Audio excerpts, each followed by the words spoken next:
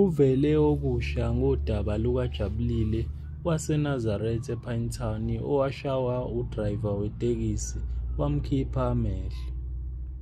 Ngosuku olulodwa waqhamuka ngokuthi ubhuti engimjwayele, ubhuti ubejwayele ukungisiza uma ngabe kukhona into engiyifunayo kube umuntu like oyiklayenti lami. Athi mina acela ukuthi ngimphelezele khona la efuna ukuya khona, athi uzongipha imali ngingene emotweni sihambe. Ngenkathi useyiklayenti lakhe benijwayele ukuthi uma nisuka lapha ku-pick up khona ndiye kwakhe? Cha, besijwayele ukubhala lapha ngasenkantolo. Vele wenze emotweni-ke vele? Yeah, lasho sabona ukuthi ngiyamhlula ngamandla bese yanginkinga. Wase yangipressa izandla zombili wadonsa isandla ngaphansi kwamata wemoto la kulento yokupressa iy'nyawo. Lo eseyaqhubeka yangishaya emva lokho angizange ngisazi ukuthi kwenzakalani ngoba ngaquleka. Ngaphaphama emva kwesikhathi ngiseme ngiphaphama sengithi ngivula amehlo awasavuleki ney'nyawo ayisahambi ngoba ngishaya umalungu omzimba nasemaqaleni nasemadolweni. Kanti ubona unamehlo seshaywe ngesando, yini enye ofisa ukuyibona yenzeka la? Ngifisa ukuthi umphakathi wase-South Africa ungisize ukuthi kutholakale lo muntu owangilimaza. Luhamba phambili uKhozi FM, singena kwisigatshana sohlelo lwethu Ezweni Sakhile. Khona kumdu wakamkhwanazi eqhamuka ke kuyithuleleni organization. Asikubingelele mfowethu. Ngiyabingelela basakazi bele emakhaya ngidela bohlelo. Mfowethu sikubingelela nje silandelela odabeni ebade sikhuluma ngalo ngesonto elidlule obekade lithinta ke udadewethu uJabulile wakaDlamini wasendaweni yasePinetown okube indaba ezibhlungu kakhulu obekade sizizwa ngesonto elidlule lokuthi useze wayimpumputhe emveni kokuba ke umshayeli wetekisi kusolakala ukuthi wamshaya ngesando ebusweni. Siyakhumbula nangesonto elidlule sasho ukuthi luyazwela kakhulu lolu daba saze sancela ukuthi mhlambe lozwela kakhulu mhlambe nje iminute asuke emsakazweni aphinde futhi ke abuye. Namhlanje uthini?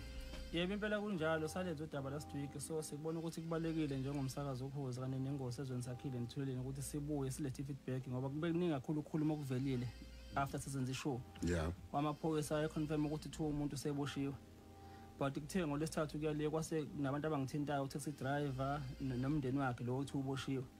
Bethi hayi bosha umuntu lo nomndeni wakhe usuthreatenishwa amalungu amanye omphakathi ukuthi bafuna ukushisa umuzi wakhe, bafuna na ukuthi bamkhipha amehlo kwayena lo muntu. Lo muntu usesibhedlela ulela impilo yakhe ushayiswe imoto kanti uboshwe icala ngalazi. So kuthe ngesonto umdade yasophongolo uyobheka omama laba beyingane bakhumbula abashayiswe truck. Ngathola ucingo luswa komnye driver la eThekwini ethi Mkhwanazi umuntu okuyena obenze icala usethatha intambo wayilengisa wayibulala. Ngibenza ntatha ucingo ngafona uma uJabulile Majabulile uniseThekwini khona into suyizwile na wathi hayi angakezwa lekathi mina khona ukukhuluma kuvela ukuthi kuthiwa lo muntu ofuna amaphuthu useyibulela naye ke wenza ucingo waconfirm ukuthi angathi useyibulela ngathi kodwa baba mina ngikude ngisophongolo uma sengibuye eThekwini ngizokwenza nami i-follow up. Izolo ngihambile ke impela ngaze ngafika uMajabulile nabo Jabulile wafona umseshi uMajabulile waconfirm na umseshi over the phone on record umseshi. Yes yebo nami I've got it on the phone umseshi kulo umuntu hayi ubiye emoshwalo isidumbu sibonile impela uyibulela. Sase siyasuka siyakuyena ke lo owabindwa ngobende inyama ngazangayidle ngoba igama lakhe lingcolile. Siyomnika iplatform ukuthi naye akakwazi ukuthi ayigeze igama lakhe emphakathini ngempela usukeliwe ukuthi amaphoyisa la kuyenzeka ukuthi iphutha lenzeka noma ubani. So nami besendleleni njengokuthi ke ubephuza amaphiliso eyinhlungu ngoba uhamba ngama crashes ushayiswa imoto angangena noma nini but somthula ngocingo sasemgwaqeni. Yo so lona usuyibulala after sezizwe ukuthi uexposekile la? Uyibulale nje kuthanga. Yes sezizwe from amaphoyisa and ube owner khona lapha kophansi nobe driver le taxi. Zonke lezi insuku nje into yoba ngoFebruary January uthule nje. Asazi nomseshi ukuthi bekwenzakala ngayo because bekwaziwa nabo erank 2 bakwazi ukuthi asiyamazi usiqhemeza lo mthembu lo ingane ishinamba phetayo imoto yasiqhemeza le nalo usiqhemeza kana driver imoto yakhe. Yo ake sikhulume ke nokuyena oye wabheceka waboshwa kanti akulo udaba lomthinti kakhulu umfokazulu Makeba sikubingelele indaba ezethu sibamukele kuKhozi. Yebo sanibonani nabalali boKhozi sanibona. Siyaxolisa mfethu isikhathi sikushayile useza ukuthubuza endleleni silandisa ukuboshwa kwakho waboshwa nini kwathiwa wenzeni? Ngiboshwe ngisesibhedlela lapha eEdington. Kufike abaseshi bangitshela ukuthi nginecala. then manje why mhlawumbe ngokwakho kubona bonke abantu kusoleke wena yilento esingayazi-ke umsheshe kufanele asitshele yona ukuthi igama lami leli balithatha yo nanokuthi ngihlala phi yonke leyo nto nokuthi iy'nkampani engingayisebenzela la kwa-Directors Association yiphi nayiphi ngoba ekugcineni kuze kwafonelwa umnikazi wenye imoto engabe ngayishayela khona la eFremont okuyena owangixhumanisa nomseshi usho ukuthi nje ubone information yonke ngami angazi mina ukuthi uthole kanjani. Yo kukuphazamisa kanjani lokho empilweni khona nenyathelo zomthetho ucabanga ukuyithatha ukuhlanza igama lakho nanokuhlukumezeka okwenzekile uboshelwe into oda uyazi kakhulu mfowethu yena into engiyifunayo le inyathelo zomthetho ngoba manje angazi mina umthetho ukuthi uhamba ugcinile ngoba nakhona ngabanikeza ngathi ngoba ngiyanitshela ukuthi angilenzanga leli cala mina ngifaka iproject ukuthi ngilenzi okulungileke umthetho awuthatha indawo yawo sebenzani ngendlela yena enisebenza ngayo mina ngazi imisebenza kanjani.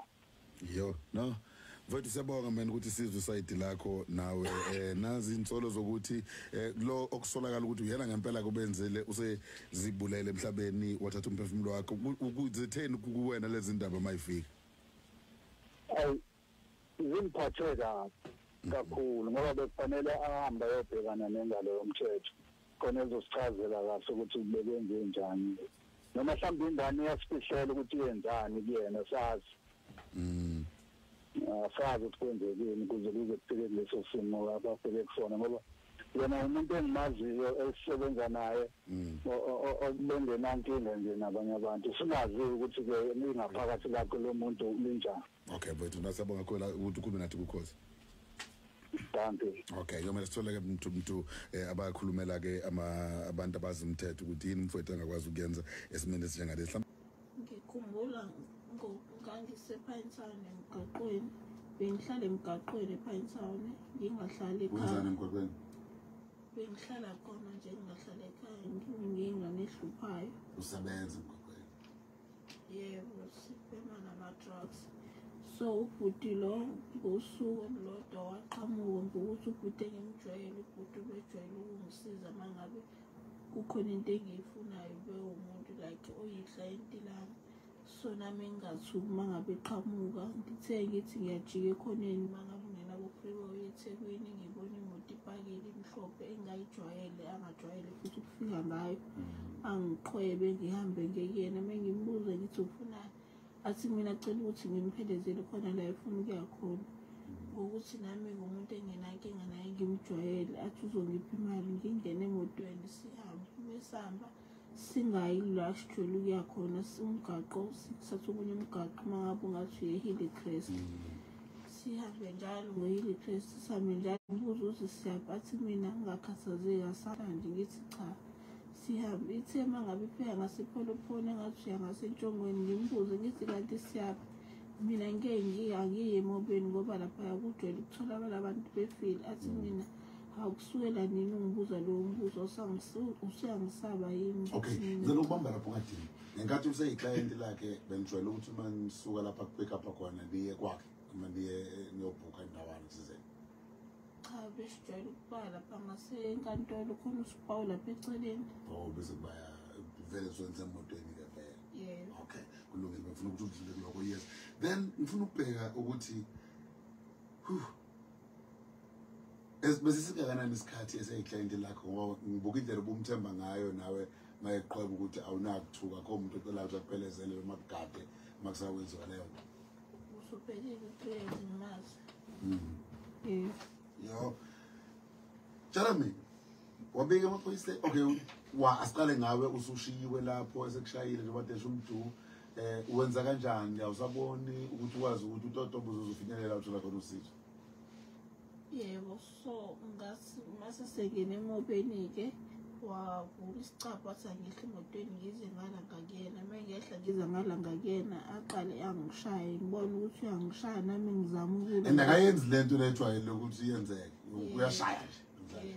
Okay ngibe nami ngithi ngizama ukuyiphilisela shuthi abone ukuthi ngiyamhlula ngamandla bese yangikinya shuthi uthe mengikinya kube yila ngiphelelwa khona amandla bese ngiyawa ngoba mkhulu ngomzimba mase bhedana hlala phezu kwami ngomzimba wangixamalazela wase yangipressa izandla zombili wadonsa isandla ngaphansi kwamata wemoto la kulento yokupressa iy'nyawo wase yangishaya ngayitshela ukuthi uyadlala uthe mesiphakame isisando ngathi mina bamalume ungangilimazi wangishaya ukuqala ngakhala ngathi uma ngithi ngiyakhala wase yangikinya futhi ngalesi esinye isandla wayeseyaqhubeka yangishaya emva kwalokho angizange ngisazi ukuthi kwenzakalani ngoba ngaquleka ngaphaphama emva kwesikhathi ngithe uma ngiphaphama sengithi ngivula amehlo awasavuleki ney'nyawo ayisahambi ngoba ngishaya zonke amalungu omzimba nasemaqaleni nasemadolweni ayingishayile ngibona ukuthi kodwa ngeke ungisize ukuhlala la phakathi ngoba kufanele ukuthi ngizame indlela yokuphuma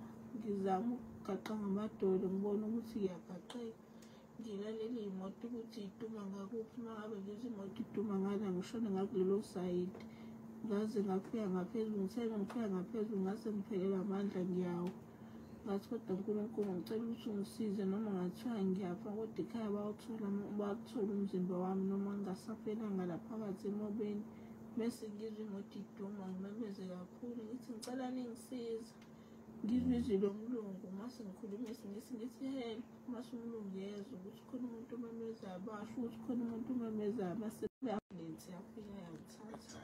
Sikhuluma namaphoyisa ase-Hillcrest asithumela amaphoyisa ase-Pinetown nawo agcine ukuthi azobuyela kithina ngokwakho musakhumbula walivula kusiphi i-stage samaphoyisa icala kanti yiphi into oyitholayo njengencazelo okushiwoyo ukuthi lokhu kwenzakalayo kwisizathu ukuthi yena ngoba ngizothiwa iy'nsolo zokuthi umsola kaboshiwe sebe manje aziwe amaphoyisa afika kanye mina wase-Pinetown ngisasesibhedlela kanye waphindanga kwafika iphoyisa mina so nje abazi yini ongafisa sikusize nayo njengomphakathi waseNingizimu Afrika njengamanje ngiyazi i-counselling ngiyoqala edingakalayo uzokwazi ukumukela iseyintsha letenzeke ngoJanuwari kade ubona unamehlo useshaywe ngesando akuzwakali neze kahle yini enye ofisa ukuyibona yenzeka la ngifisa ukuthi umphakathi wase-South Africa ungisize ukuthi kutholakale lo muntu owangilimaza